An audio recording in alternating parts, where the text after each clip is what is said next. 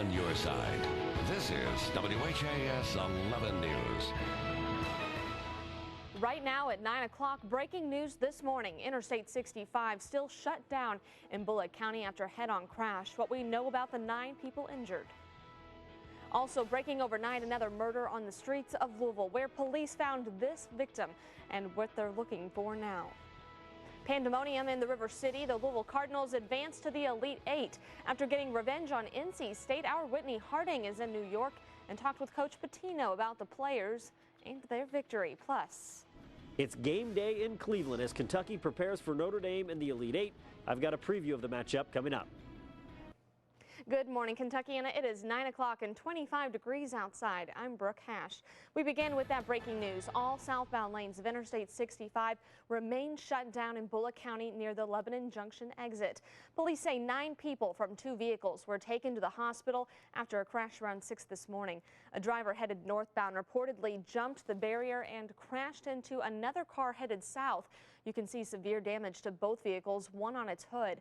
We're told 1 person was airlifted to University Hospital in critical condition. The other 8 transported by EMS, including a child who was in that northbound vehicle, taken to Cozaire. A driver we spoke with says the interstate has been a parking lot for more than 3 hours now. Crash reconstruction crews say the interstate will be closed for another 2 to 3 hours. Also breaking overnight, LMP investigating a murder in the 1400 block of 12th Street. That's in the Park Hill neighborhood.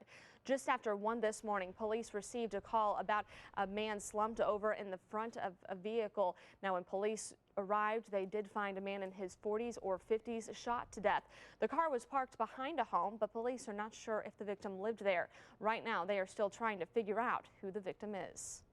Our homicide unit is on scene, as well as our crime scene technicians.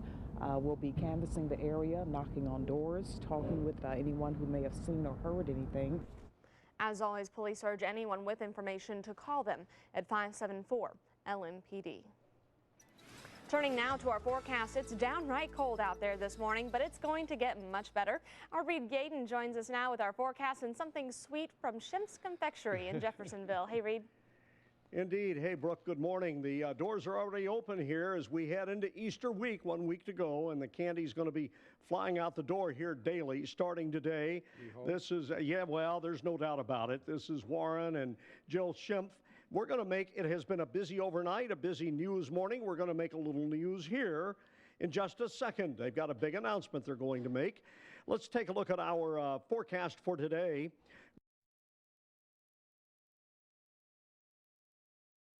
Bottomed out at 23 in the 8 o'clock hour. Now we're up to 25 degrees. Noontime, at least there's going to be sunshine out today, but get outside, you're going to need sweaters and jackets and coats. 36 at noontime, top temperature today, 43 degrees. First of all, how big a deal has the bridge, or is the bridge for your business? The bridge has brought in a tremendous number of people on bright sunny days. It's just unbelievable the number of people that have been walking the bridge all times of the day, but you know, during the day it's brought in tremendous numbers of people when we've had a sunny day. Okay, but before we make the announcement, how many years have you been here on this at this location? We've been right behind this door for 124 years. Not me personally. No, I understand. All right. Okay, now you like Shemp's a lot. People like Shemp's. So what are you going to give them? You're going to give them more Shemp's. We're going to give them more Shemp's. We've recently made arrangements to purchase the building just to the south of us. We haven't closed yet, but we hope within the next week or so we'll close on the building and we'll expand into there. There will be a doorway just behind us here, or just in front of us, behind Dan Chesser, be a doorway into the next building. I'll ask you in a couple of minutes what you're going to be doing with that additional space. So expansion coming up in the near future here for Shemp's Confectionery, downtown Jeffersonville. I'll see you in 10 minutes, Brooke.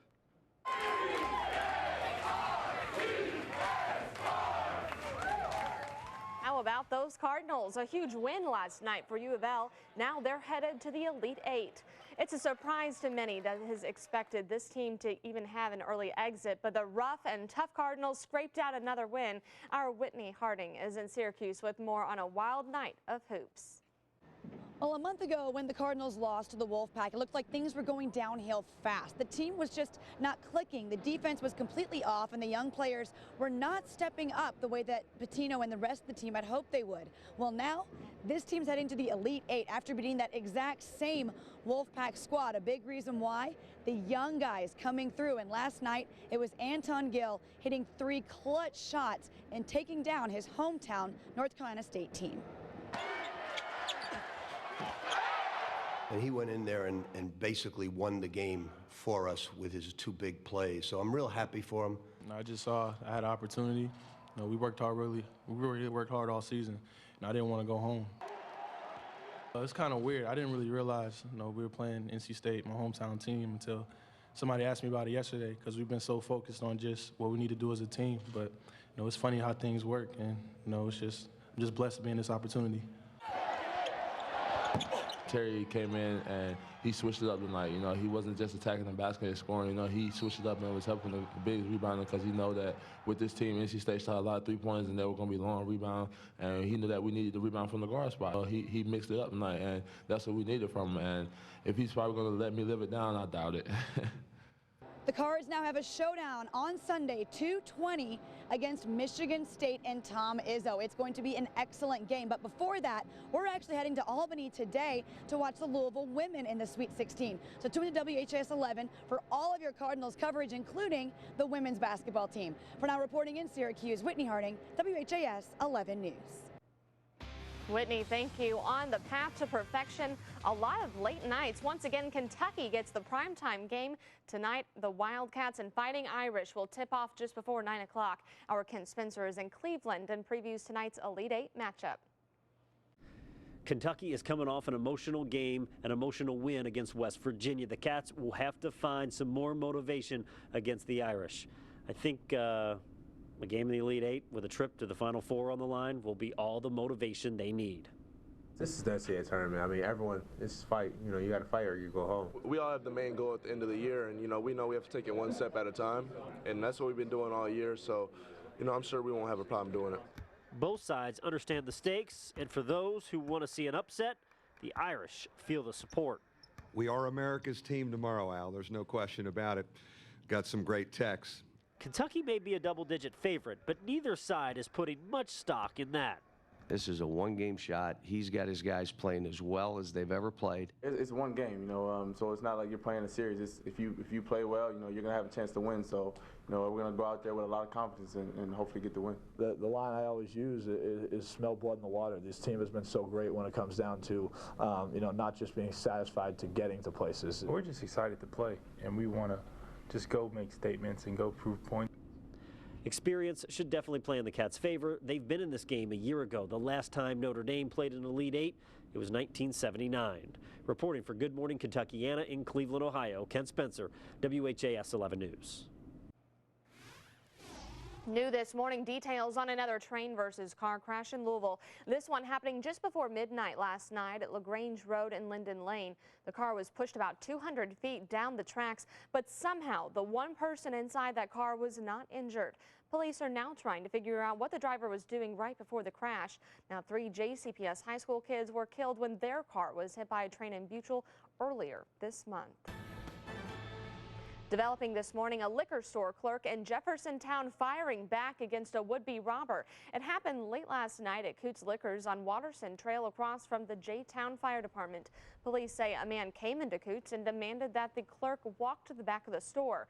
When the clerk wouldn't do it, the man pulled out a gun and pointed it right at him. Well, police say the clerk then pulled a gun from behind his counter and shot the would-be robber once in the chest. The man made it out of the store, and police discovered him just a few streets over in a parking lot with the Baptist Healthcare Urgent Care Center. It's very uncommon for something like this to happen, and it's a shame that someone would go in and risk his life and or someone else's life for a small amount of cash. It's very unfortunate, but it's rare here. The would-be robber was taken to University Hospital. His status not released. The clerk of Coots was not hurt and is not facing any charges. Good morning, Kentuckiana. It is 9:09 right now and 25 degrees outside. New information this morning on that horrific plane crash in the French Alps. What investigators found in the pilot's trash that is tying the entire story together. And we're learning more today about that massive explosion and fire in a New York building. The owner of that restaurant doing something seconds before that could have made matters much worse.